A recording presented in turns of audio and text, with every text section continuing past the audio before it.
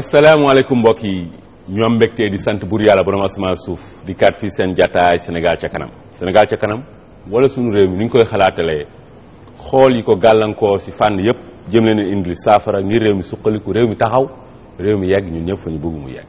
Sénégal réew la moo xam ne sunu borom di borom asamaan suuf da koo beral loxo ndax ñun dara manqué wuñu te dara jombuñu ñun Sénégal sunu borom.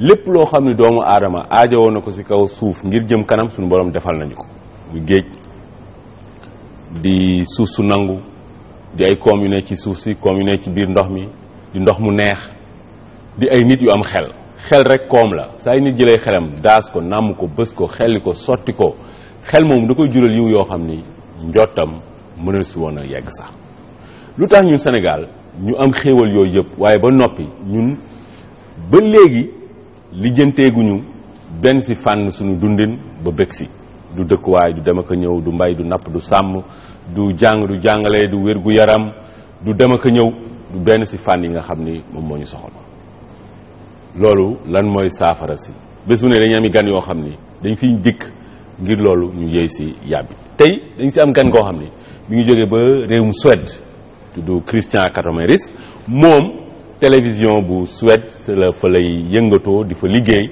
ñëw fii ci réew mi war a def benn documentaire benn amal lenn ci télé loo xam ni dafay dellu si waat si nit ñi nga xam ne tey ñu ngi mbëkk géej gi di dem ci di ci dee ànd si tamit ak góor gi Arambay moom dafa yëngu ci wàllum fas moom lii di SOS cheval nañu wàllu fas yi moom ci lay yëngu. Nous avons aujourd'hui un hôte spécial. Il s'agit de Christian Katomeris, qui est suédois, qui travaille à la télévision suédoise et qui est ici dans le cadre d'un documentaire sur l'immigration clandestine et les drames que cela entraîne.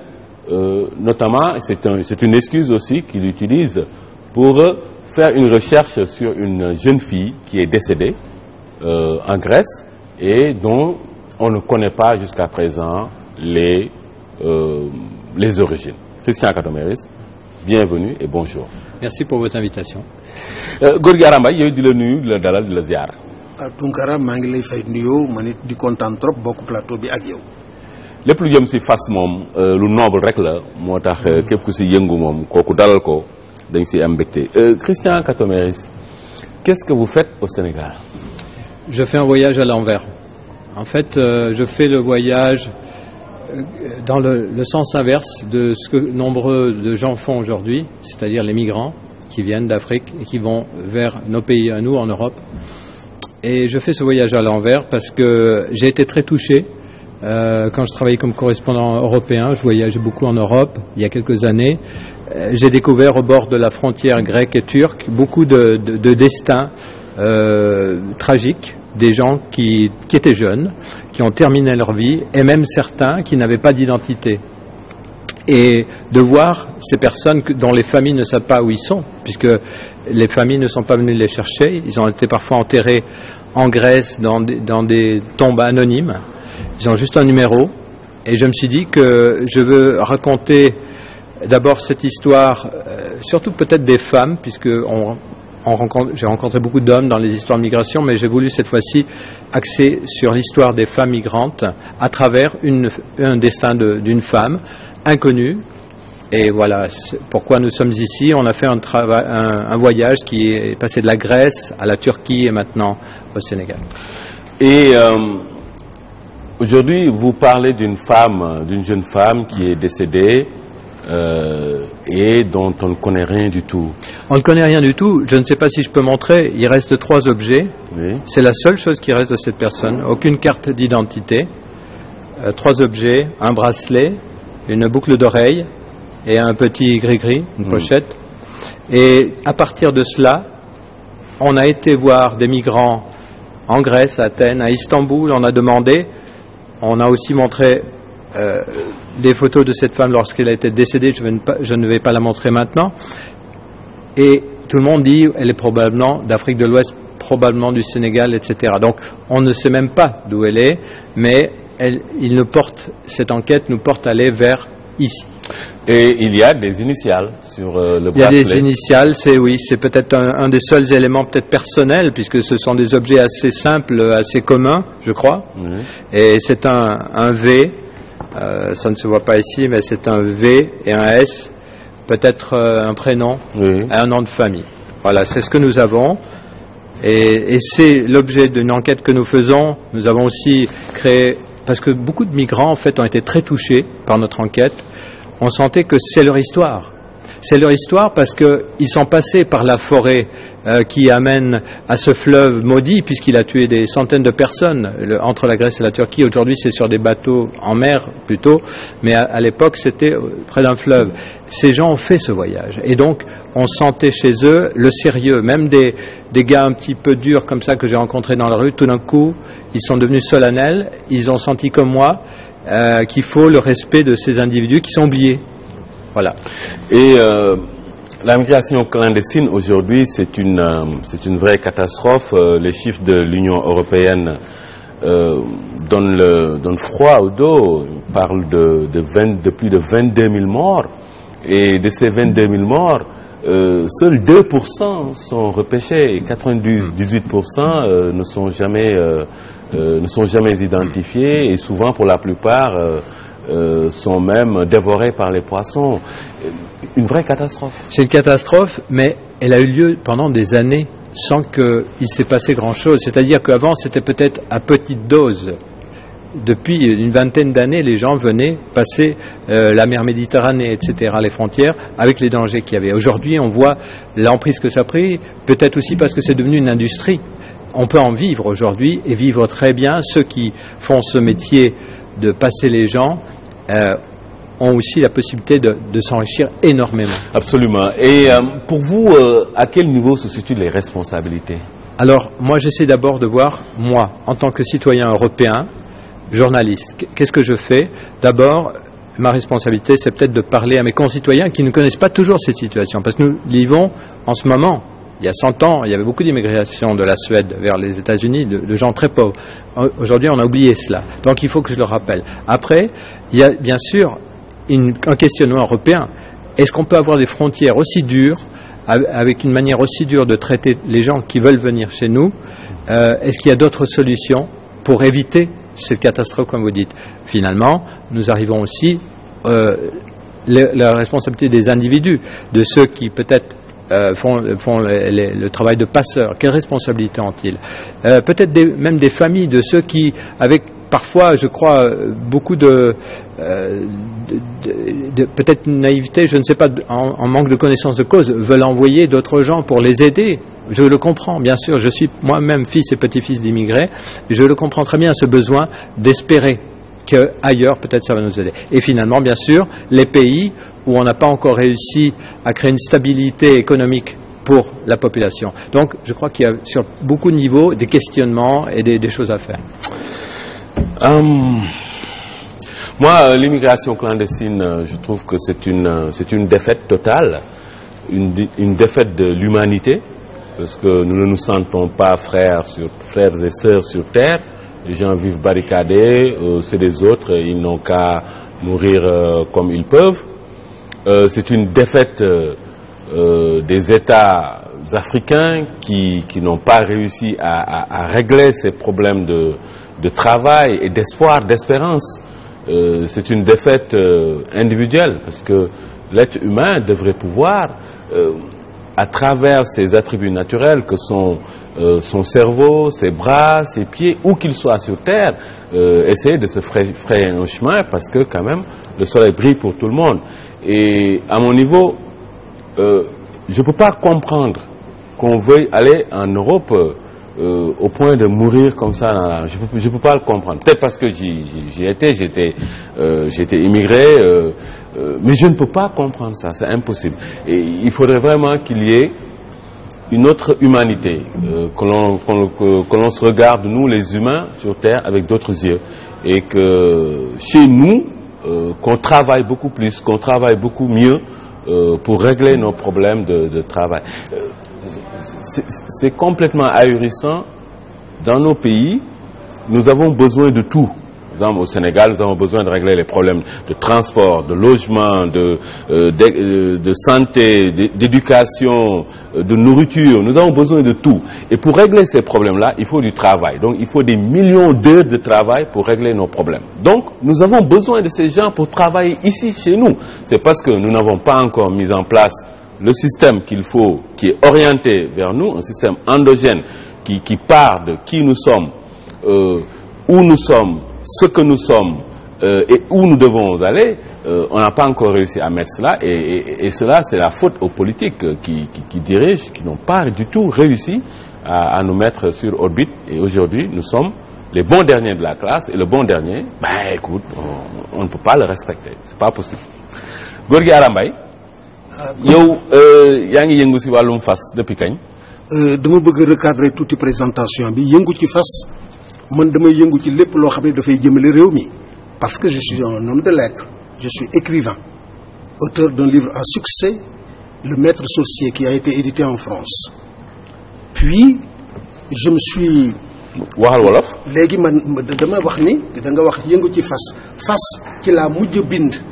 man damay yëngu ci lépp loo xam ni comme bindkat la te yàlla moo ma ko defal damay yëngu ci lépp loo xam ni gis naa ni mi ngi gàllankoor suma réew. léegi tey moom fas yee ñu amal solo. fas yi nag avant boobu bind naa ci la plainte des murs mooy murs yi ñuy bind di saaga ak di def yépp mais fas aussi am bakkan ma gis li ñuy def fas loolu mu doon quelque chose boo xam ni war naa ci alerter population. ñun weguñu fas ñun suñu réew mi. effectivement du ñëpp nag parce que bu fekkoon ni ñëpp dañu bokk cër am ñu gedd seen bos.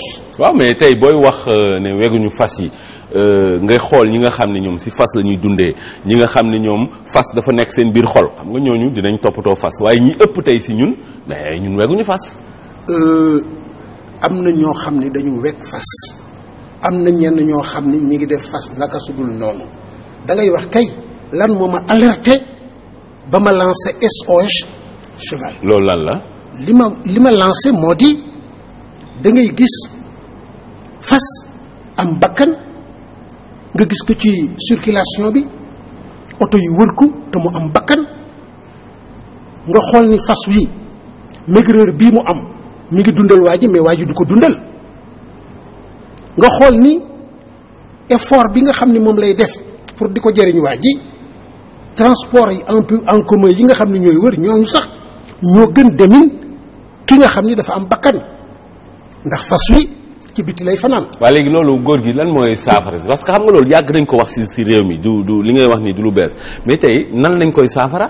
mais déjà li ma def on doit applaudir de demain. un écrivain boo xam ni saa waay il est venu lancer benn alerte ni attention rangoo ñi fas day dellum réew gannaaw. ma def nag des enquêtes ba gis ñoo xam ni ils ont été les précurseurs pour dimbali fas yi. waaw non léegi góor gi loolu yëpp ñun li ñu gën a soxal mooy lan mooy saafara ba fas ñu wekk ko ndax da nga wax lu am solo rongo ñu fas. dafay delloo réew gannaaw te sama wóolare Makhtar Seck Sangomar moom da koy wax ba mu leer de fas fu ñu ko wegut dem gannaaw rek moo fa yàlla. déjà léegi benn bi nee nga alerte. voilà beneen bi. des solutions. waaw solution bi il faut une police uniquement pour le cheval. des gens yoo xam ne ñooy saytu. je veux parler yàlla na ko yàlla yërëm le juge Modiba. juge ba nekkoon à Tëngéej. xam nga nu mu daan def.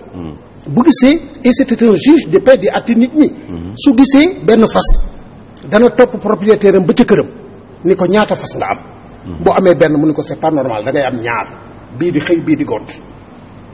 kooku daa bëggoon fas moom. waaw képp koo xam ne gis nga la ngay am benn maltraitance ci fas mun la tekkil. waaw léegi police su fas ñun si sunu réew mii ndax loolu xel dina ko nangu. non police su fas boo gisee ci ni ma ko wax mais des gens yoo xam ni état bi ñoo leen di may doole ba bu ñu gisee fu ñu toroxale fas comme par exemple maa ngi wax ci SOS cheval ni xoolal ñee jóge ca saret bee xale bu tuuti di ko dawal te xale boo yónni mu daw boo ko joxee lu am bakkat mu fooye ko ma ni xoolal xiir gi mu koy dóor ci ay cëram yi mu méngoog ñëpp lii ku mu dawul sa yaram du nit des gens yoo xam ni dañ leen di dooleel ba fu ñu gis fas en mauvais état wala ñu def ko un chargement boo xam ne daf ko ëpp ñu tekkil ko. mais léegi man xam nga loolu góor gi lan moo gën a pratique sama xalaat mooy tey waa police wala gendarmerie ñoom ñu am section boo xam ne rab yi la ñuy saytu du doon fas rek mais muy xaj di xar di bëy di nag di fas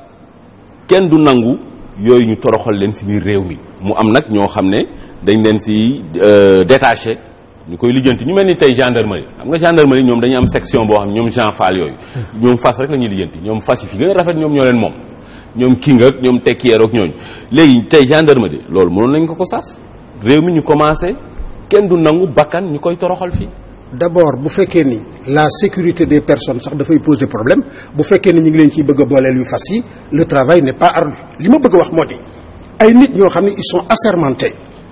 waaw góor gi ñii kan moo leen gën a assermenté police ak gendarmerie. non je sais mais dama bëgg ñeneen ñoo xam ne. parce que tey boo fi buggee créer beneen corps xam nga loolu góor gi ci réew mi dafay indi problème yow kay da ngay xool corps bu existé ba pare ñu xool nan la ñuy def ba ñooñu ñu affecté leen foofu. man daal li ma gis mooy des gens yoo xam ni dañuy ñëw peut-être li nga wax en appoint mais xam nga fas yi war na am daal. waaw non loolu yëpp góor gi gis nga yow yi ngay wax ni yëpp ci fas wax nañ ko waxaat ko loolu ñëpp a ci ànd fas. dañ ko war a toppatoo fas fuñ ko lijjantiwul fuñ ko toppatoowul fuñ ko sagalul réew moomu du dem kanam nit ñooñu duñ jëm kanam loolu dañ ci d'accord léegi nag ban yoon la ñuy jaar yow wax nga ko nee na ñaar voilà bi njëkk mooy nañu alerter d'abord nit ñi bàyyi xel ne que fas dañ dafa suñu borom moo ko teral dañ ko war a teral beneen bi mooy nañu fexe ba mu am nit ñoo xam ne ñoom ñooy saytu teraanga fas boobu fas kenn dootu ko toroxal te man du ma yem ci fas rek dama ni lépp luy mala kenn waru koo toroxal lépp lu am bakkan kenn waru koo toroxal te loolu tey jommuñu mun nañ am ñoo xam ni ci biir police wala gendarmerie ñooñu rek lañ fay jël détaché léegi nag góor gi loolu da nga ciy bay waar da nga ciy jokkoo président de la république premier ministre ministre de l'intérieur ministre des forces armées bind leen ut rendez-vous dem ak ñoom toog foofu wax leen sa projet boobu ne nañ ko jëmmal. déjà man maa ngi commencé def liggéey bi parce que bi ma demee ba nga xam ne j'ai créé l'affaire là nga xam ni c'est la slam la où je parle ci la situation des chevaux mais dama jëkk a seeti ay turfistes ñenn ñi nga xam ne saa waay seen plaisir yëpp du utuñu ci xaalis utuñu ci richesse dañu bëgg fas di ko teral ñooñu ci seen jëmmi bopp ma waxtaan ak ñoom pour sauvegarder la race chevaline léegi nag li ci am solo moo di xalaat yooyu yëpp nag dañ ciy boole di waxtaan parce que mënuloo xëy benn yoon rek alors naqari na ma am na ñu bari ñoo xam ni bi ñu déggee SOS cheval dañu jokkoo ak man ci Facebook ak ci yu bari wax ma ni ma ak yeneen i xalaat yoo xam ne maa ngi approché pour nag léegi ñu war a xam ni alors vraiment fas la woo animal la boo xam ni yàlla tudd na ko ci alxuraan wal haadiyaati dabaxan di wax ni maa ngi waat ci fas yi boo leen xoolee ñuy daw ba yuqi di xool baaf yi di génn di xool seen sabo yi di dóor xeer yi muy toj di def éclair kon nga xam ni fas et puis bokk ak nit mission parce que nit ki nga xam ne mi ngi wër di xeex noonu la fas wi xeexee donc cet animal noble là boo xam ni alors depuis la nuit des temps ak les compagnons des grands hommes te mu nekk suñu symbole parce que Lat Joor ko xool ni moom ak Maalaw la légende dit que Maalaw gisul raay bi Cheikh Al Khadim mi nga xam ne moom la ñëpp yaakaar korog jeewal ba muy jàkkaarloog noonu yi ànd ak waa Ahlul Badri njële mu la war le cheval a été toujours le compagnon de l'homme. mais góor gi man nee naa pour man lii du wax ji xam nga lu tax yow tu prêches des convaincus ñëpp dañuy ànd ci loolu doo ko wax kenn mu weddi la léegi ñun suñu yitte mooy nan la ñuy fexe nag ba fas ñu ormal ko kenn du ko toroxal. justement loolu kay wax na yow non loolu kay ne joxe nga ñaari piste léegi piste yooyu nag demal la yow il faut nga def action. commencé naa par des actions. maa ngi commencé par. aywa bul jàppal te bul bàyyi. Christian Katomeris, alors quel est le message que vous voulez délivrer? En fait, mon message principal, c'est par rapport à mes téléspectateurs en Suède, parce que c'est un message de la dignité humaine, c'est-à-dire que chaque individu a une valeur, et indépendamment d'où on vient, si on est riche ou si on est pauvre. Ça, c'est le message que j'espère que mon film va porter. Ici, je ne peux que demander, si la population regarde ce film, de réfléchir bien sûr à ce dont on a parlé, les dangers des migrations, et si quelqu'un jamais aurait une idée de qui cette personne pourrait être, d'aller voir peut-être nous écrire sur la page Facebook qui a un nom anglais, Help Us identify her en un mot, help us identify her, avec aussi on peut rechercher sur qui est-elle, et voilà. Donc c'est un petit message, mais un message d'humanité. Un message fort, et voilà, c'est un message d'espérance, et cette espérance aujourd'hui qui est très abîmée par notre conception de ce monde, qui est une conception très individualiste et très moi je suis riche, l'autre il est pauvre, c'est pas mon problème, je vis, il meurt, c'est pas trop mon problème, et je pense qu'on a un véritable problème civilisationnel. Pour moi, tout ce qui se passe en fait, ce sont des signes qui nous montrent où nous nous trouvons nous sur l'échelle de l'humanité. Est-ce que nous sommes en haut, très en haut, où on considère tout le monde, tout humain, comme un frère, comme une sœur, on considère les gens comme soi-même.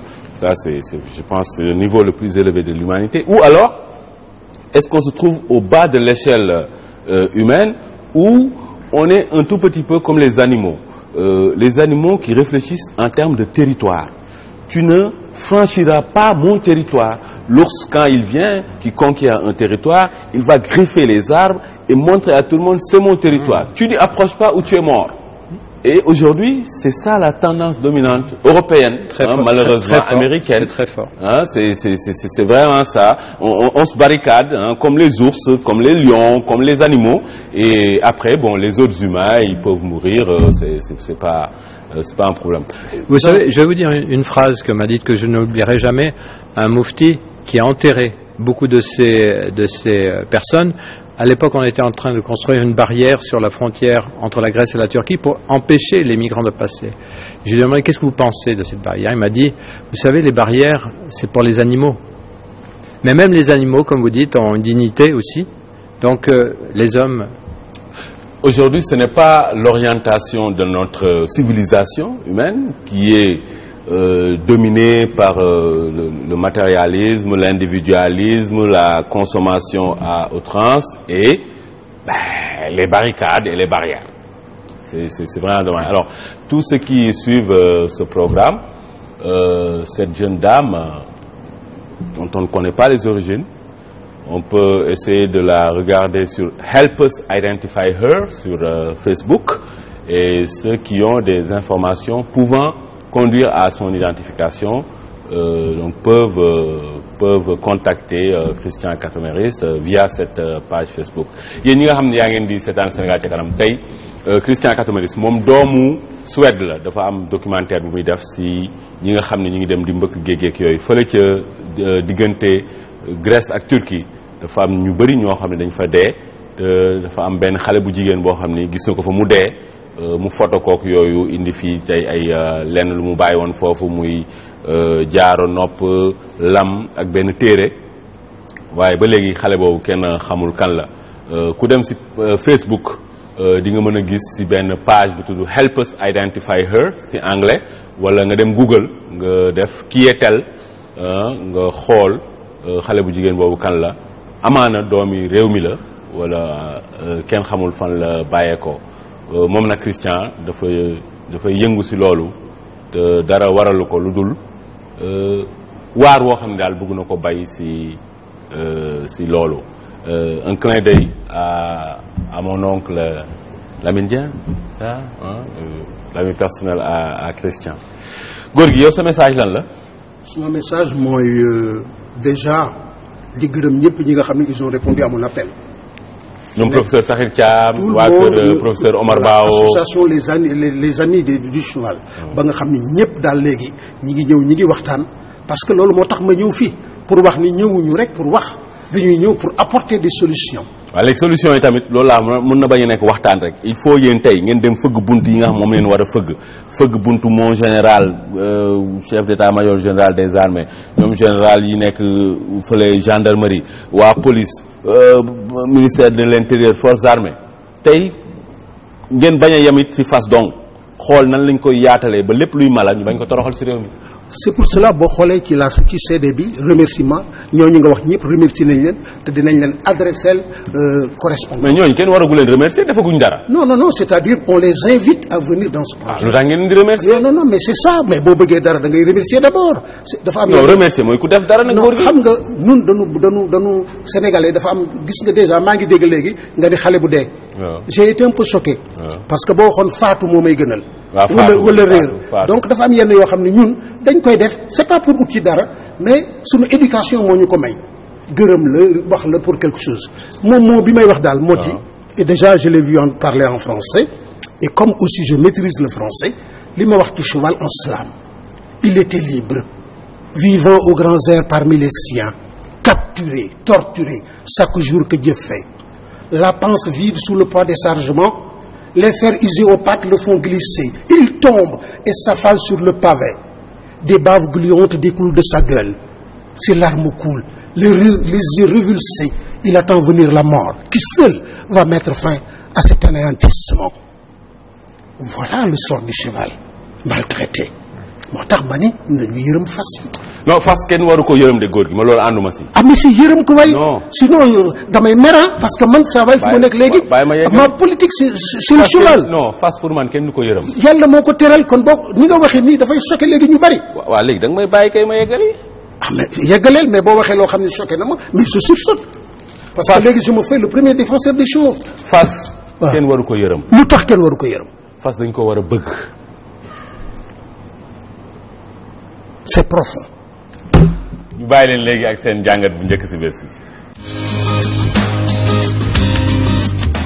mbokk yi tey suñu jotaay Sénégal ci kanam dañ si ànd ak Massamba Kane moom moo jiite senenews.com benn këru yëglekaay la bu nekk ci internet si xarala yu bees yi ànd si tamit ak Koumba Ndiaye moom dafa jiite kuréel goo xam ne ay doomi réew mi la yu nekk bitim réew waaye bëggu bay waar ngir réew mi jëm kanam ñun ñett ñii nag ñoom waa SeneNews Massamba Kane mi ak soxna Koumba Ndiaye mi ak man mu ñàkk solo mi waa mouvement des patriotes du Sénégal at mu ne dañuy joxe ay raaya yu ñu tuddee calebasse d'or ren nag ñun ñett ñii dañoo bokk ci ñi nga xam ni jox nañu ko calebasse d'or gi daal mooy maanaam kii moom niroo coupe boo xam ni jox nañu ko ñu daal calebasse d'or 2015 ren jii ñoom mooy juróomeeli yoon bi nga xam ni waa mouvement des patriotes du Sénégal dañ ko amal te ren ñu ngi ko tuddee woon professeur Cheikh Anta Diop doon ko defee fii ci place du souvenir africain soxna Koumba di la nuyu la dal la ziar. maa ngi delloo nuyoo auzu billahi mina sheytaani rajim bismillahi rahmaani rahim maa ngi leen di remercier di leen sant ci invitation bi fii. bon yow dañ lay delloo njukkal ci raaya bi nga xam ni am nga ko yéen ak te du yow rek waaye waa kuréel gi ngay liggéeyal yëpp. foofu ca Italie ak ca bitim réew yéen ñëpp ñu ngeen delloo njukkal Massamba. Tunkara la dal la ziar. maa ngi leen nuyu di la gërëm ci invitation bi. waa SeneNews yëpp di leen ziar sama wóllëre Silkar Gueye di la delloo njukkal yow tamit ci raaya bi ñu la jox Koumba raaya bi yow ban jàngat nga ci am.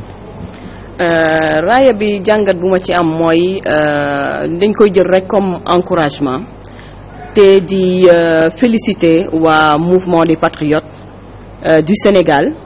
dafay dal xel ñu xam ne am na ñi nga xam ne ñu ngi xalaat ci Sénégal nu mu jëmee kanam. waaw jàngat boobu daal lañ ci am. Massamba yow loo ko jàngate. man dama gis ne c'est une initiative boo xamante ne ce sont des initiatives à encourager parce que je pense que ñun ñi nga xamante ne on représente peut-être une sur des milliers de personnes qui s'activent pour que Sénégal bokk ci li ñuy wax Sénégal jëm kanam ñu ràññee ñu ci yaakaar naa ne day nekk benn motivation pour toutes les autres personnes yoo xamante ne ils ont les mêmes ambitions les mêmes préoccupations que ñun ñi nga xam ne ci loolu lañ nekk. loolu lu wér la xam nga raaya saa yu ñu la ko joxee boo leen fàttalikoo dafa mel ni rek nga am bac. ñu jox la sa diplôme baccalauréat. début la waaye bac boobu du yow léegi wàcc nga maanaam daal lépp wàcc na au contraire. léegi dafa am yeneen maanaam challenge yeneen défi yoo xam ne ñoom ñoo nekk ci kanam. pour wan la rek ne que yow mën nga dem gaa waaye nag bàyyil xel ne que liggéey bi nga defoon ba tax yow nga am lii liggéey bu mel noonu wala bu ko raw nag léegi nga war a def pour nga am yeneen raay sa kanam. dëgg la Kumba. dëgg la parce que li nga wax noonu la dañ ko jël rek comme encouragement parce que yoon bi sore na te bëri na xaaxam. yéen Italie ngeen ne. Italie la yow yàgg nga fa. def naa fa waaw 12 ans 10 ans. voilà làkkal ñu suñu mbokk yi suñu mbokk sénégalais bi ne làkkal ma leen italien. ma làkk leen italien ndax fàttewu ma ko sax tuuti une semaine yi ma fi nekk. xam nga da ngay xaw a buongiorno a tutti, saluto tutti e dico grazie a tutti i soci dell'Organizzazione degli Immigrati per lo Sviluppo del Senegal ONLUS. Ciao. Ciao. Kumba yéen li ngeen di yëngu foofu lan la. alors ñun dañu xalaat dañu jàngat tuuti immigré yi nu ñuy vivre bitim réew ak problème yi ñuy am te immigration boo ko seetloo yàgg na torop yàgg na def na mun naa wax demi-siècle mais problème yi toujours problème yi benn la mais dafa mel ni immigré yi dañuy xaar toujours ku leen saafaral seeni problème toog di xaar état te ba ñuy dem bitim réew ñun wax fa dëgg yàlla tàgguwuñu état donc ñun ñu xool problème yi ñu jànkonteel yépp lan moo ci suñu part de responsabilité lan la ñu mën a def ñun ba saafara problème yooyu nga xam ne ñun ñoo koy dund du état bee koy dund ñu xalaat ne nag war nañoo booloo takku am benn force boo xam ne dañuy nekk partenaire état bi pas un pion dans l'échiquier politique ñu xalaat ne nag daal di def kuréel bi bu ñuy wax organisation des immigrés pour le développement du Sénégal naam gis nañu li ñuy yónnee Sénégal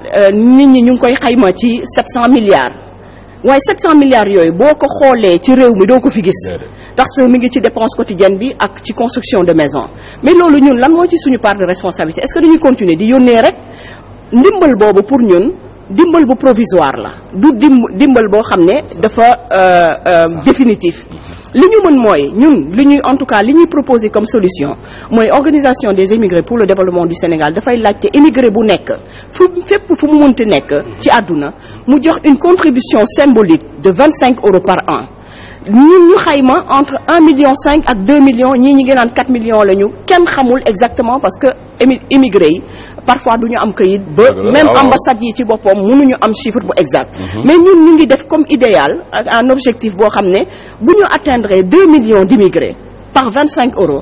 Monsieur Tounkara loolu 32 milliards la de francs CFA.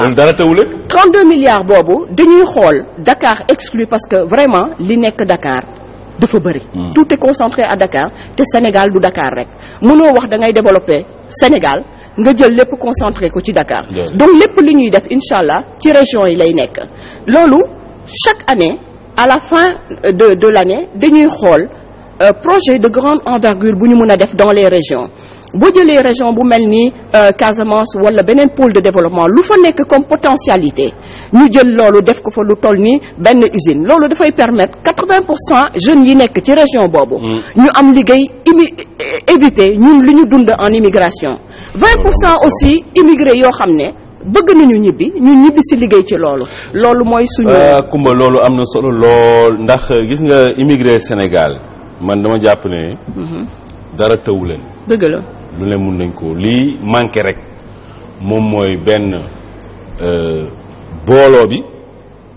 booloo bi ba pare xalaat yu joggi dimbal boo xam ni dañ koy lekk tey rek mu jeex parce que immigré yi si loolu la ñuy dox dañuy liggéey ba bëgg a dee ku fa ne xam nga ko am na grand yoo xam ne ay sang néew sax immigré yi dañ koy def mais après nga yónnee xaalis bi ñu jëndee ko ceeb ak yooyu mu jeex te li nga wax nii vraiment Kumba loolu moom dama see ànd tey banque immigré mën na fay am immigré yi mënoon nañ tey am seen ay compagnie yoo xam ne si wàllu transport si wàllum dara tëwu leen immigré Sénégal loolu daal Kumba jàpp te bañ a bàyyi bon Sene News moom jamono yi gis nañ ne yaa ngeen di jékki-jékki rek gis ay affiches ci réew mi ak yooyu lu xew. ay affiches ci réew mi. waaw Sene News ñu waa da leen dem Sene News pour xool ko loolu yéen. non du ñun de. ndax naa ko léegi Sene News yéen ci li ngeen yëngu mooy xabaar nit ñi ci internet. waaw tout à fait alors nga bal ma rek ma wax tuuti rek si li mu wax ni yokk si tuuti parce que on a échangé juste avant ñuy commencer mission bi et je pense que initiative bi c'est une des choses un des éléments principaux yi nga xamante ne moo tax Sene News jóg ba tax na moom nee nañ ko lépp loo xamante ne Sene News ak ñi nga xam ne dañu siy liggéey ñëpp mën nañ si jàpp dinañ si jàpp pour mu jëm kanam te loolu mooy suñu leitmotiv comme ni ñu koy waxee léegi pour ñëw si Sene News nag Sene News je pense que actuellement nit ñi xam nañ ko depuis quelques années il s'est aujourd'hui imposé comme l'un des leaders dans le domaine du traitement de l'actualité au Sénégal on essaie de se différencier on n'a pas patte blanche parce qu'effectivement il y a toujours des choses à améliorer mais on essaie de mettre en place des chartes pour que changer la façon des internautes sénégalais à vivre ou à s'alimenter en tout cas dans le domaine de l'information sur le web. Voilà, donc ce qui veut dire que nous, on est dans une phase de construction avec la mise en place d'outils technologiques de nouvelle génération, notamment les applications Sene News sur iPhone et Android, qui sont aujourd'hui, en 2014, les applications nominées pour le WSA, qui est le World Summit Awards, qui consacre la meilleure application de traitement d'actualité au Sénégal, qui a été consacrée pour Sene News. Au-delà de ça aussi, on a d'autres activités qui gravitent autour, notamment la mise en place d'autres services parce que Sene News Sene News la quoi bon c'est pas ñun léegi yaakaar naa ne Kumba ñun tey ñun ñëpp am nañ waar woo xam ne war nañ ko bay pour suñu réew mi jëm kanam te yéen ñi yaa ngeen si wàll wi ngeen nekk ñoom Massamba ñoom it ñu ngi si te loolu moom mooy raay yi ñu jox leen te raay yi comme ni nga ko waxee rek lu ñu war a gën a xiirtal la suñu war a gën a def ba mu gën baax pour suñu réew mi jëm kanam looy jeexalee Kumba. alors li may jeexalee mooy pour Sénégal jëm kanam part de responsabilité ñëpp la ku nekk sa ñëw ci àdduna da nga am mission à jouer te li ma doon wax sànq Massamba nee naa ko ñun dem nañu bitim réew ñi fi toog ak ñi dem yëpp ñi ngi roy tubaab yi il est temps que tubaab yi roy ci ñun te pour que tubaab yi roy ci ñun am nañu ñoom lu ñu amul on a le soleil toute l'année am nañu diine am nañu culture bu ñoom lu ñu amul bu ñu demee ba ñoom léegi ñuy tëj seeni usine di ñëw implanté wu ci ñun fii ñun am nañu ci part de responsabilité c'est-à-dire ñu ngi tardé li ma doon wax sànq Massamba nee naa ko c'est inconcevable ñu di ñu yónnee xaalis pour ne ñu def leen ay projet à l'étranger toog leen foofu ba pare ñuy ubbil réew mi chinois yeeg japonais yeeg espagnol yi donc PSE bi ñuy wax ñun dañ cee am wàll. loolu am la te Kumba man jàpp naa ni bokk na ci tubaab yi li ñu leen war a jox ñu dem ba tey ay ministre italien yu jigéen ay PDG italien yu jigéen ak ay italienne ñoo ñëpp di solu comme yow. très bien Massamba yow loo jeexale. fi may jeexale rek mooy ne li ñu wax ni c'est hyper intéressant et que derrière il faut que rek moom laa man parce que échange boobu moom importance parce que lépp lu ñu fi andi rek tey jii même objectif bi la et que derrière il faudrait que ñu boole ci aussi les personnes qui sont sur place parce que faudrait pas rek que mu nekk les gens prennent ça comme de l'assistanat parce que nit ki loo jëlul rek dugal ci sa loxo ba nga xam ne ci nga bokk rek pour ñu yëngal la ba nga xam ne lii war na la ci yëngal rek dina metti na quoi. delloo njukkal waa MPS mouvement des patriotes du Sénégal ñoom ñi amal calebasse d'or yi at mu ne bàyyi leen léegi ak seen vidéo du jour. awma loolu Sénégal parce que man sénégalais laa quoi yàlla moo ma ko def mais loo wax ci jeunes yi actuellement di jël gaal di dem di dee ci àll bi kenn xamul lan ngay wax ci loolu. waaw xam nga li ma ciy wax rek moom mooy beneen part bi xam nga fii dama la waxoon man fii mooy sama gouvernement. léegi beneen gouvernement bi ci biti bi ci kanamu place bi. mooy sunu gouvernement bi nga xam te ne moom moo moomaale suma gouvernement man bii. waaw gouvernement boobu moo war a jàpp ci loolu. parce que jàpp bi moom mooy lan. jàpp bi moom mooy comme par exemple xam nga nit boo ko bëggee dimbali. da nga koy bàyyi fa muy liggéeyee. mais bu fekkente nit. da nga liggéeyul nag su amul fu mu liggéeyee. non xam nga ñàkk fi mu liggéeyee moom mooy nit nekk fenn nga ñëw jëlee ko foofu nga ni fii baaxul te doo ko dugal feneen fu gën. comme fan xam nga comme par exemple xam nga nit bu fekkente ni dañuy liggéey kon ñun fii. comme man maa ngi fii di liggéey. comme Dakar laa nekkoon. jamono may ambulant. dañ ma doon dàqi di ma jàpp. ramasse. mais est-ce que ni nga occupé yoon bi wala ni nga doon defee sa commerce est-ce que c'est légal. non xam nga. ama tey da ngay gis ñu bëri ambulants yi ak yooyu. da ngay gis dañuy ñëw rek benn place rek lal fa. amuñu autorisation amuñu dara. buñ demee ba ñëw nag ba bëri fa. nguur gi ñëw soxla place bi parce que dañu occuper anarchiquement peut-être que la voie publique. ñu ñëw bëgg leen fa jëlee dañ naan non nguur gi dañuy xoxatal wala lii wala lee.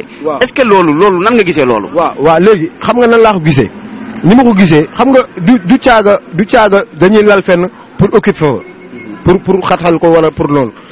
fi nit ñi mën a fi sutura yàlla yàgg na Sénégal.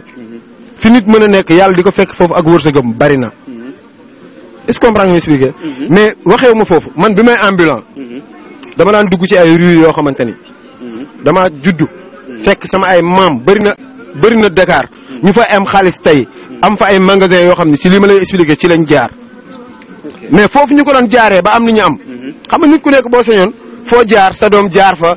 parce que géwél bi da ngay gis muy bàkkoo man géwél pire laa ñeeño bi damay daaj ci sama mbaar parce que lii laa.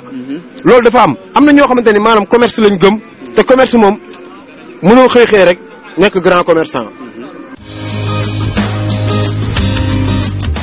mbokk yi tey sunu ñaaree jotaay Sénégal ca kanam ñu ngi si ànd ak góor gi Momar Talla Mbaye moom mi ngi bokk si waa les expérimentés de Thiès kuréel la goo xam ne ay mag lañ yu liggéey ba à la traité di yëngu si nan la ñuy fexee ba amal seen bopp njariñ amal continuer it di amal réew mi njariñ ànd si ak Ismaïla Diop moom doomi Tiwaawan la ne li ñuy woowee calligraphe islamique maanaam daal dafay amal ay mbir yu muy dessiné ak yooyu mooy yii nii ñuy gis te lépp nag moom si l'islam rek la ko teg góor gi Momar Talla Mbaye di la nuyu la daal la ziar.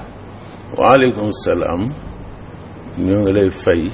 di nuyu waa Thiès yëpp les expérimentés ak sama wóolëree Aziz Samb mi nga xam ne mi ngi liggéey ak yéen Ismaël yooyu di la nuyu la dal la ziar. maa ngi lay fay di la nuyu di la ziar. waa Tiwaawan yëpp di leen ziar sama baay di Abdou Aziz Sy Al Amin sama baay sëñ Maodo Sy ak waa kër gi yëpp ñoom soxna Umu ñoom soxna Fat Sy ziar yi sama doomu ndey Mamadou Laye foofu ca Tiwaawan góor gi Momar Talla Mbaye les expérimentés de Thiès depuis kañ la. les expérimentés de Thiès ñu ngi juddu depuis 2012. yéen ñaata fu mu toll nii ñu à la traité ñoo si bokk. fi mu nekk dans la région de Thiès nous sommes 1919 membres. waay maanaam junni. waaw ak juróom-ñeenti téeméer ak fukk ak juróom-ñeent. waaw ay góor ak ay jigéen. ay góor ak i jigéen. ñu ëpp góor ñi ak jigéen ñi. góor ñi ak jigéen ñi nag góor ñi ñoo xaw a ëpp. góor gi léegi moom yéen moom dëgg loolu moom am ngeen solo di 1919 membres. waaw. ki si gën a tuuti ñaata at la am. ki ci gën a tuuti moom 60 ans lay am ndax 60 ans la ñuy départ retraite. ki si gën a mag. ki ci gën a mag nag am na nu nag ñoo xam ne ñii fi mu ne dem nañu 92 de. alhamdulilah 92 ans. alhamdulilah loolu. juróom-ñeent fukki at ak ñaar. loolu sant yàlla. alhamdulilah. yow mii mbaadu yaa am 92 ans. boo ma xoolee xam nga ne man. ci jeune ya laa bokk. man maa nga juróom benn fukk ak juróom ñaar. macha allah moom góor gi Momar Talla Mbaye c'est un jeune de 67 ans. waaw. macha allah yéen lu leen tax a jóg les expérimentés de Thiès. ñu dal li nu tax a jóg mooy liggéey sunu réew soqali ko. ci naka yan fànn.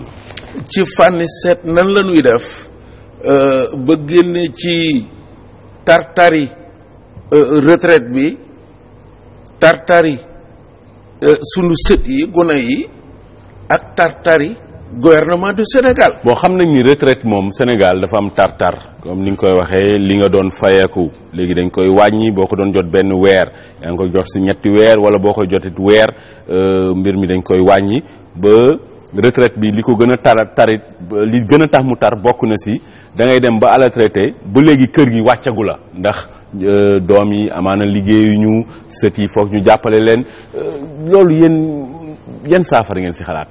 justement saafara bi ñu ci xalaat dem nañ sax ba naan 38% des ménages sont gérés par des personnes âgées. ñu wër liñ ci xalaat nag mooy ñun dañu jëkk a commencé xalaat ci sunu boori IPRES ñu ne IPRES kat fi ñu toll nii ñoo ngi war a toll ci 129 000 membres.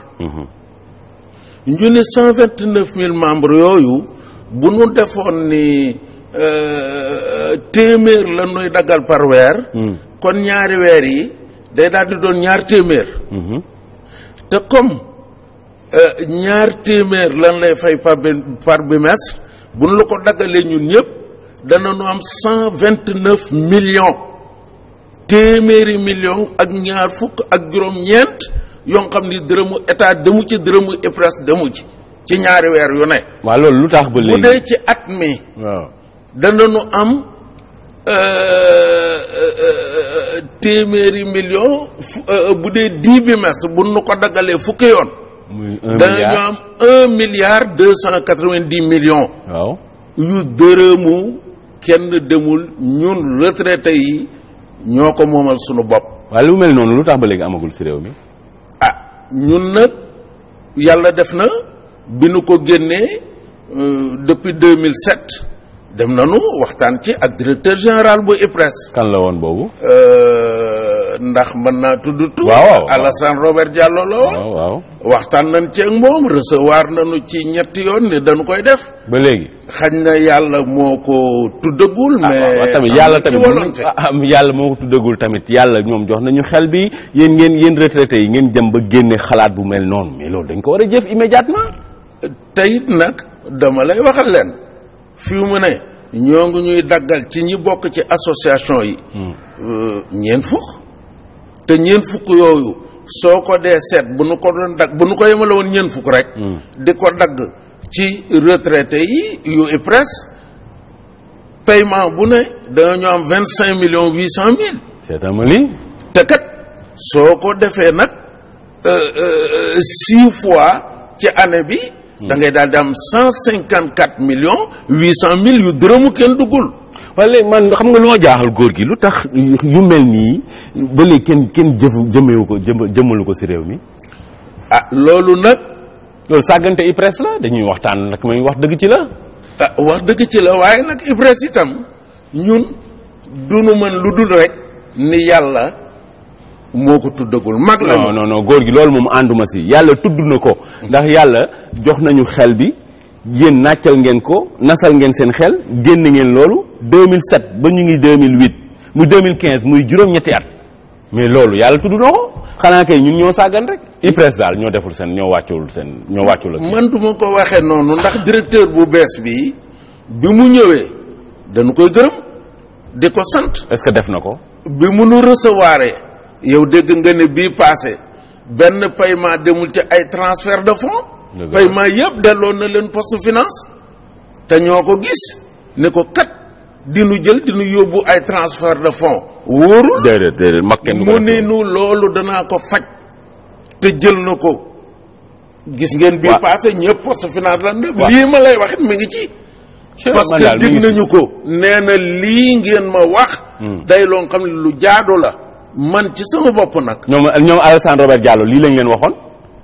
loolu laa leen waxoon loolu lañ leen waxoon de wax dëgg yàlla. ñoom loolu lañ leen waxoon yéen. dëgg la. waaw te mi ngi nii ba démb ba tey ba sànq. waaye nag Robert it jot nañu ñaari yoon.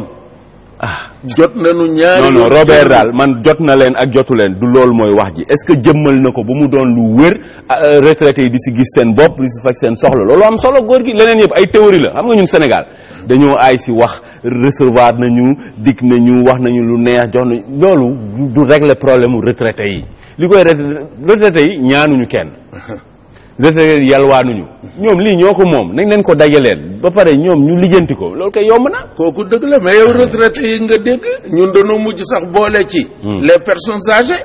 waaw. ñëpp mu jëm ci léegi mel ni ñun dañoo taxaw sax di liggéey pour FARPAS la fédération des associations de retraités personnes âgées. waaw. parce que ñëpp lañ ci boole même sans les sans revenus kooku bu nu ko seetee dañuy doon 711,371 personnes âgées. mais góor gi xoolal ñooñu gis li nga ngay wax nii. negal ma wax la milliards yi ñu ci am. milliards yi ñu ci am. waaw. bu ne 713,111. waaw. boo dee def téeméer boo ko defee ñaar fukki yoon. boo ko defee ñaar fukki yoon day doon 10 000. waaw. soo ko multiplier par 10 000 da ngay am 7,131,110,000. te 7 milliards léegi kat dañ cee génne beneen bu bees. dañ ni 7 milliards yooyu bu nu ko jotee ñun dañu koy mettre à la disposition de l'État du Sénégal dans une banque de la place mu di ci financer des projets d'insertion jeune. xam nga man loolu. mais en contrepartie. waaw. dinu subventionner les denrées de première nécessité. man loolu mag ñi ñun mag ñi déglu ma wax la li nu génne. tubaab danaan d'une pierre deux coups. wolof naan paaka ñaari boor. waaw. mag ñee créé d'une pierre trois coups. paaka ñetti boor. génne nañ ci sunu sët yi nga xam ni liggéeyunu. kon ñun ñoo ngi jëm ci éradication du chômage des jeunes au Sénégal.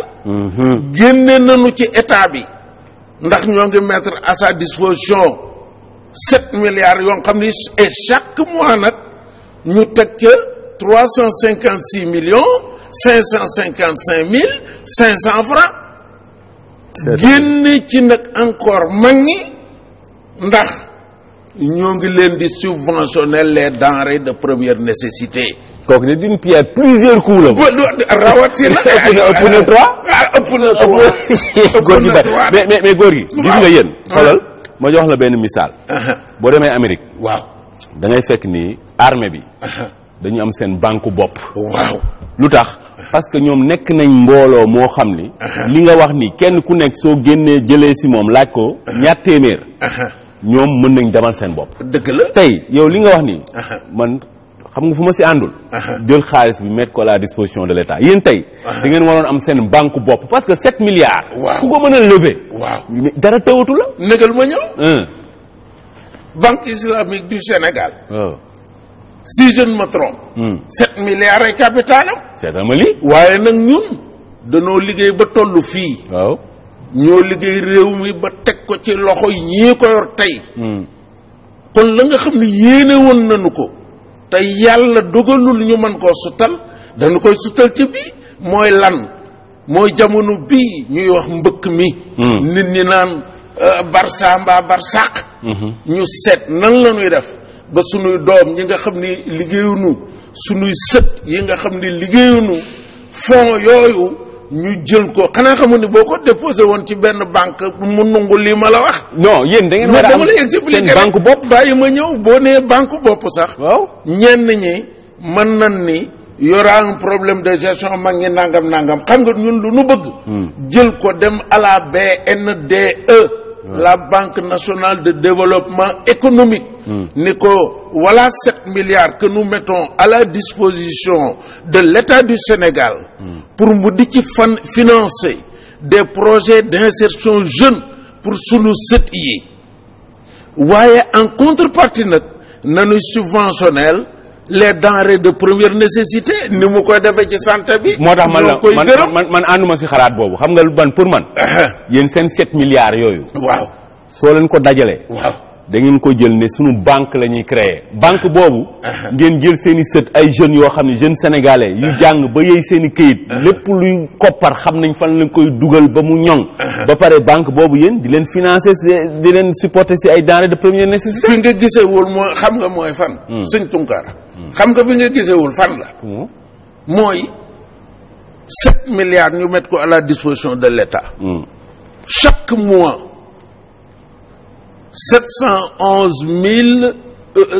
713,111 soo ko multiplié par 500. chaque mois. nga versé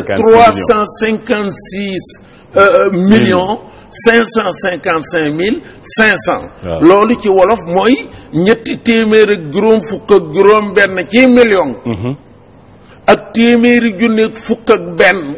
ak téeméer. waaw xam nga kooku soo ko jëlee di ko dugal toujours ci ay projet d'insertion jeune bu nu dawalee 1 an billaay chômage dana wàññi ko ci loolu moom njariñ la déglul ma ñëw rek njariñ la amatu ci risque te tuyaaba bi day gën a yokk parce que léegi jeunes yëpp danoonu leen placer danoon a am lu nu def te ku ci nanguwul la def dara nag yaa bañ a liggéey ñu dugal la dans l'armée rek yóbbu la nga béy ceeb. xam nga ñun. te it dañuy jëriñ parce que ñun nous siégerons à ce conseil d'administration. dëgg la pour que ces fonds là seen destination mu jëm fa mooy financement de projets d'insertion pour les jeunes sénégalais. xam nga ñun Sénégal. waaw. wax ji neexut. waaye ñun suñu réew mi. weguñu mag ñi weguñu mag ñi ci ñaar bu njëkk mooy ñun Sénégal duñu delloo njukkal mag nit day liggéey 4 fukki at pour réew mi mu pare à la traité ñu suul ko yoonu kenn nekkatul ci moom kenn du ko tudd kenn du ko taas kenn du ko boole ci dara ñoom Demba Coy ñooñu nga xam ne seen àdduna yëpp dañ ko jàngale fu ne ñu dem fa ci àdduna amuñu ordre du mérite amuñu ordre du lion amuñ dara kenn faalewu leen benn ci mag ñi wegul ñoom Cheikh Amidou Kane a ngi nii tey nekk ay mag tuddewuñu leen dara ci réew mi ñoom Amadou Mahtar Mbow ngi nii tuddewuñu leen dara ci réew mi benn ñun weguñu mag ci loolu beneen bi weguñu mag da ngay gis mag bu liggéey ba am liggéey 4 fukki at à la traité mais ñu koy fay loo xam ne dawul biir 14 000 pour 2 mois xoolal 2 junni ak juróom-ñetti téeméer ñu koy fay mag ci réew mi 2 weer wu ne nag du sax semaine bu ne de du weer wu ne de 2 weer wu ne ñu jox la 2 junni ak juróom-ñetti téeméer c'est-à-dire loolu réew mu koy dundee mënta dem da suñ borom ñoo xam ni mag ñoo xam ni du ñu yërëmi gone yoo xam ni weguñuy mag ñooñu duñ mënta dem donc ñun suñ réew mi war nañ ko defaraat tëggaat ko ci suñu mag ñi benn ñu wekk leen ci ñoom ñu jox leen seen cër ku liggéey ba à la traité ñu jox la loo xam ni dafay daw sa biir yenn pension yi jaadu wut ay 14 000 pensions par 2 mois jaaduwul beneen bi nga xam ne dañ ko war a wegee suñu mag ñi mooy mag ñi tey réew mi góor gi waroon na am benn conseil des anciens boo xam ne mag ñi seen xalaat seen expérience yi ñu am mais dañ koy jël di ko taataan di ko jëriñoo ba léegi ci réew mi mais yow boo retraité rek kenn bëggatul dara ci yow. ma ñëw foofu Tounkara yaa ngi may bëgg a laal. laalaguma la de. boo di danga may bëgg a laal de góom li bàyyi ma laal la góor gi danga may bëgg a laal bàyyi ma laal la waaye laal ma may doog a ñëw. aywa laal naa la. d'accord naa. dama di Tounkara. xam nga léegi da nga wax ñooñu ñuy kilifa yu mag. mais nañ commencé ci Aziz Samb mi. mooy repêché ci biir jeunes yi nar a échec mu di ci repêché di leen def ay personnalité. Aziz Samb dafa liggéey ci jeunes yi ba yàlla gërëm ko indi ko nag mu fekk si les expérimentés de Thiès. ñu ànd na commencé pour suqali réew mi. ñàkk noo déglu erreur la. looloo fi am de. man sénateur de la jeune chambre internationale la man miy wax ak yow. je suis reconnu d'utilité publique à Thiès ñu ngi may dégg. dañu may war di boole ca conseil municipal ba. est-ce que boole nañ la si. dañu may tudd sax. mu ngoog loolu laay wax. dégg nga kenn faale wu ma moo tax sunu pexe yi bi nu ko génnee. te dama lay wax leen. yéen. surtout yow. danaa la gërëm bu baax. gis nga projet bii may wax. mais télévision yaa ngi fi ñu ngi may dégg jot nañu ko.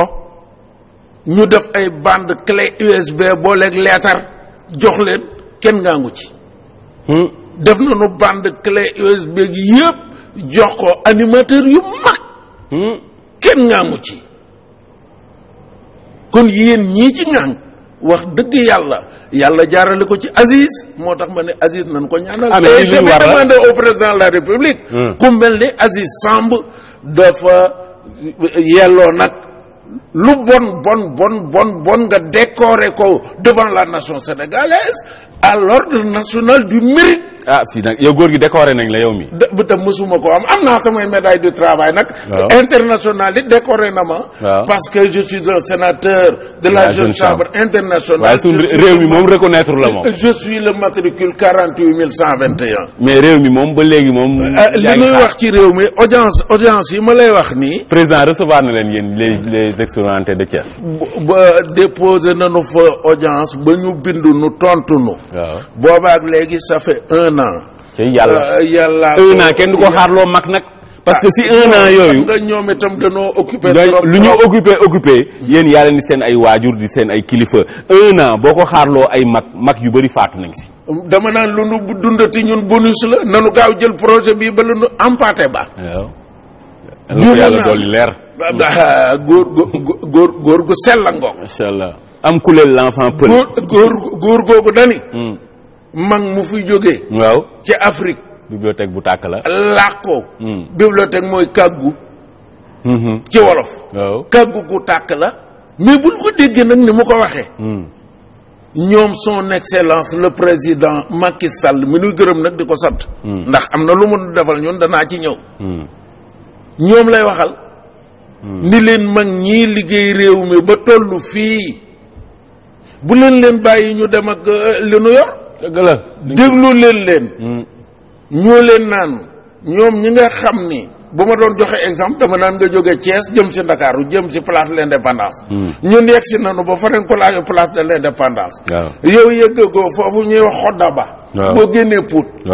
mais mag mi moo xam kàmb yi fi nekk diggante jam ñaajo xodda ba place de kii. mais déglu ko mu ni ñun kat kàmb yi moo nu daan bloqué. kàmb yi moo nu daan téqatal moytu leen ko. fa mu yemoon nag soo xamee loolu fa ngay taxaw jëm kaw. waaye boo dee def saa yooyu ñëwee rek sos lu bees naan damay fondement lu bees. kenn du dem da ngay déglu mag ñi fa nu yemoon nga taxaw surtout mag ñu jar a déglu. loolu nag xam nga balaa déglu mag mu génne paaka ñetti boor. paaka plusieurs boor nga. kooku doo ko déglu. dama ni balaa ngay déglu mag wex mag ñun dañoo wegul mag ñi moo tax dégluwuñu leen loolu la donc Ismaïla Diop. yow si li ngay yëngu nii lu mu doon. maanaam li ci jiitu mooy calligraphie islamique. maanaam daal yow da ngay yàlla suñu borom dalaa may nga mën a dessiner ak yatt ak yooyu. waaw mais lépp yow si yàlla rek. si yàlla daal ndax mi ngi noonu daal parce que bi ma commencé tàmbali di am cofeel ci sallallahu alayhi wa sallam.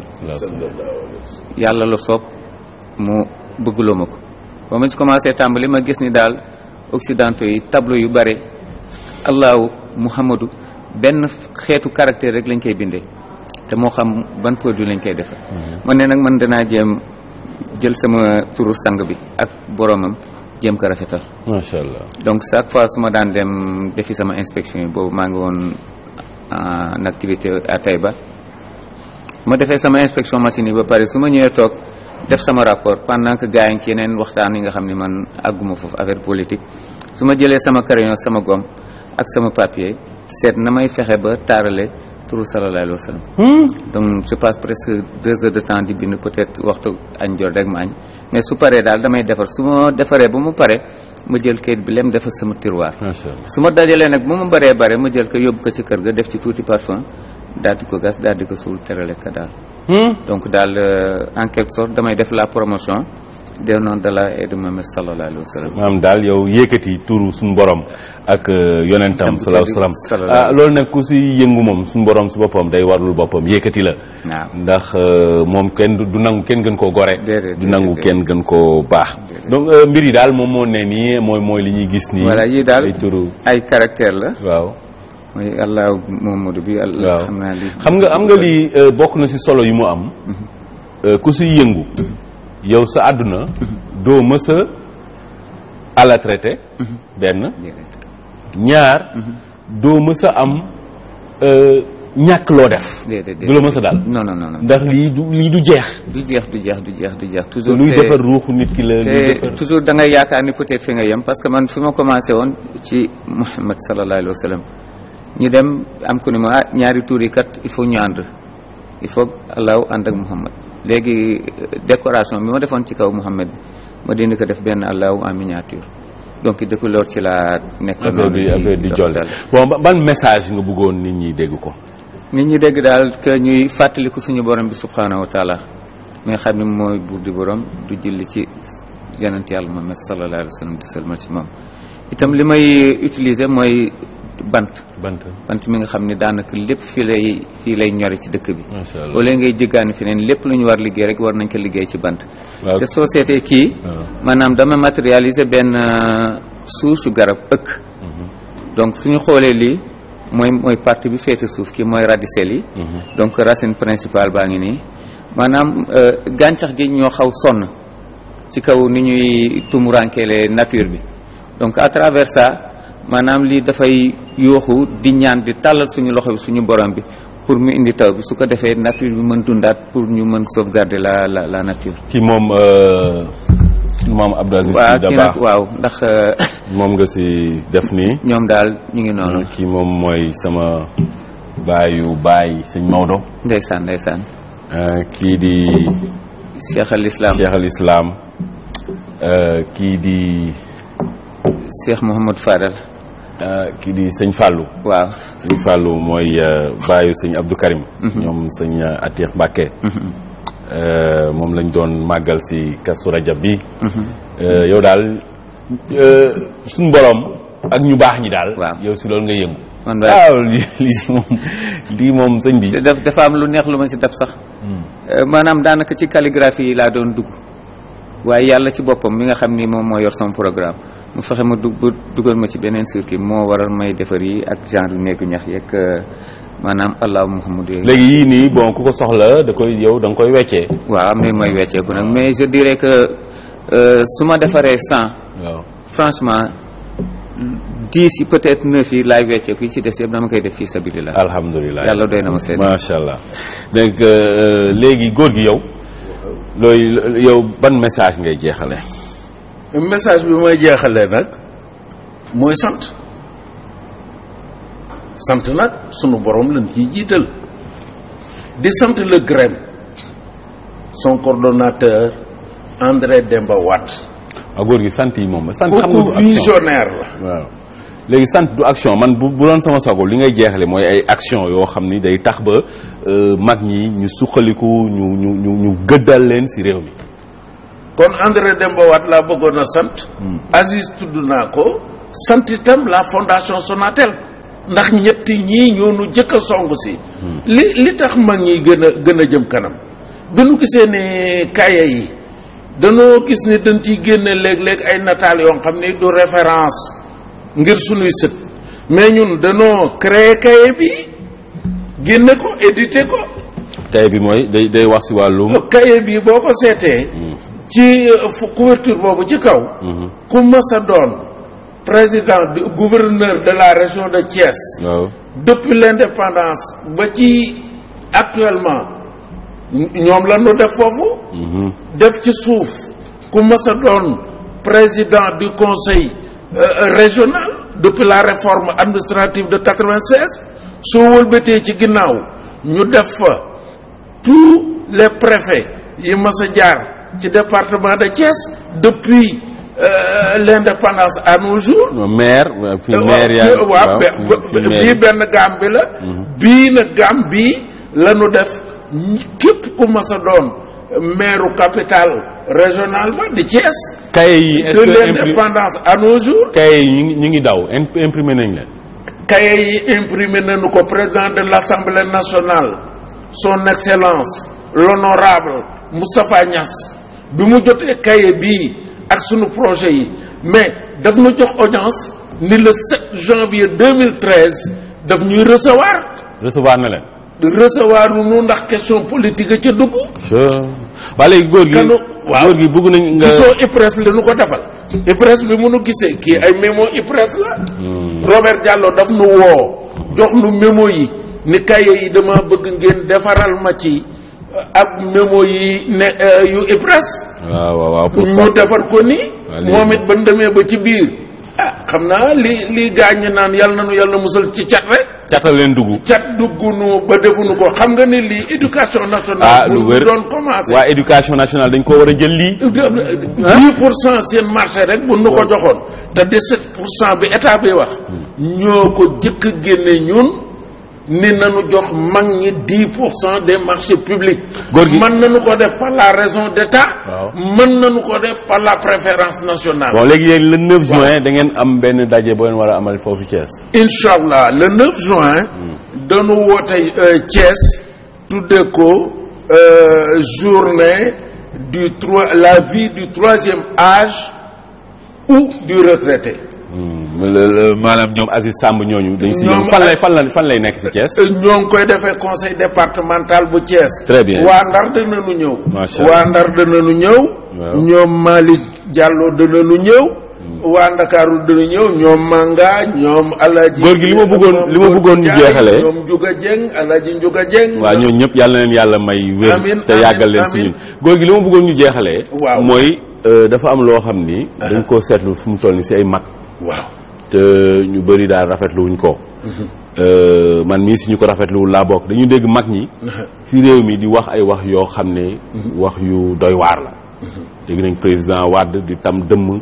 waa kër président Macky Sall tam président Wade mag la. dégg président Moustapha Niass. di saaga ndaw yi nekk si partem. yéen boo leen déggee mag ñi di jëfee noonu. loolu yéen ban jàngat ngeen si def. xam nga da nga ni le président Wade son excellence kooku yàllaa ko def sunu maga. li ko dal aussi.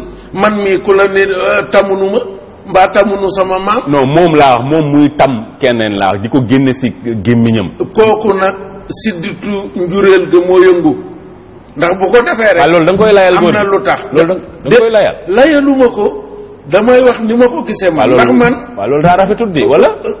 ñaawlu nan ko dan ni ku nu ko waxal ku nu tam bul julleeti bul woorati yàlla sowe na la àjjana nga jëm. ki tamee nag.